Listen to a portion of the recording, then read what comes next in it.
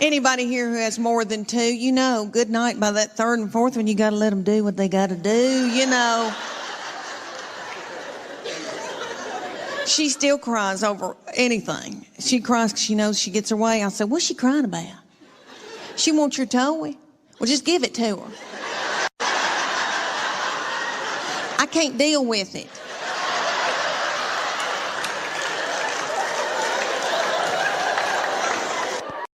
And my husband is still tickled with me, if you know what I mean. And he comes in to our bedroom about every night, flaring his nostrils at me.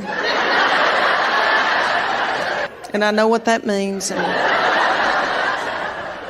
And he gets hyper-focused on his phone looking at sports or something. And then I'm over here with two beagles in the bed in a gown and praying to the dear Lord, please let me sleep through the night, Lord, please. Please let me sleep through the night. And I drift off to sleep. And then my husband remembers me.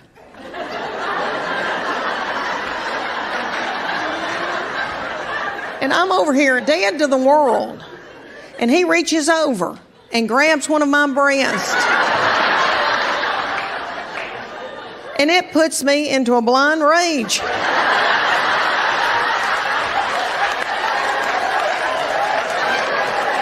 I can be in the pickup line at school, and this happened when they were in first grade, and it happens every day when I pick them up at school now.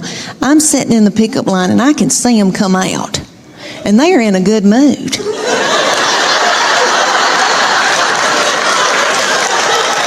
And they're goosing each other and giggling and doing and talking and having a good time. They're waving to the teachers and the principal. See you tomorrow. Okay. Then they come over to my vehicle. My 11-year-old take her backpack and sling it and hit me in the back of the head with it. Every day she says something like this.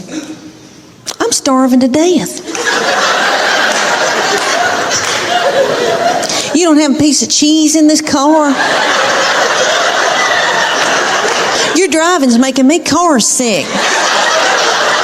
When my boy and his wife found out about this precious baby, they would say, their baby. And we would say, our baby. And then they started using words like boundaries. And I thought to myself, they don't know what's about to hit them. They're going to have this precious baby, and they're going to be up all night, and that's going to go into weeks and months, and then my little daughter-in-law is going to start hallucinating, and then she's going to wake up in the night, and she'll be breastfeeding a lamp, and we'll see who's got boundaries. Well, I was right. So they work full-time, both of them, and my daughter-in-law's been going to MBA school at night and on the weekends. So they are so tired and crazy, they don't even know their own name. They don't even call us anymore. They just let that little baby off in the yard. Well, you know, I got married really young, and he was beautiful, charismatic, but mean as a snake. And it was a bad time. Honey, there were so many men. You know, I've always loved men. Yeah. Oh, I still love them. Short, big, I don't care. I've always been fascinated by them. But Evan was the one I married at 21. And I want to say this, that this is one thing that I pride myself on. I remember him saying to me, he was very verbally abusive, and he said, and he was probably, I don't know, if insecure and intimidated and wanted to bring me down, but he said, people are making fun of you the way you talk, and you need diction lessons. And I remember thinking, there was a lot of things that I took to heart that he said and that damaged me. But that was the one thing that I thought, he's wrong. This is who I am, and I'm going to be who I am, and I'm not going to change that. And I'm glad I didn't. I think that has helped me through my life. There was never alcohol in our house until my sister is a little bit older than me, and she was going to marry late in life. And she was going to marry this hoop-de-doo man, country club man. I had to explain to women in North Dakota what that was.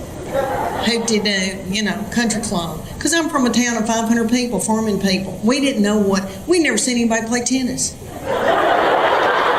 I'd see somebody on TV and I'd think, oh, that's the queen and her people. So we didn't know know anything about a country club. So she's going to marry this country club man. And you know, some country club people like to drink. So to get her married off, we all started drinking. My little mom and daddy had never drank alcohol. My mama drank a glass and a half of wine and got out of my car and said, I can't feel my arms.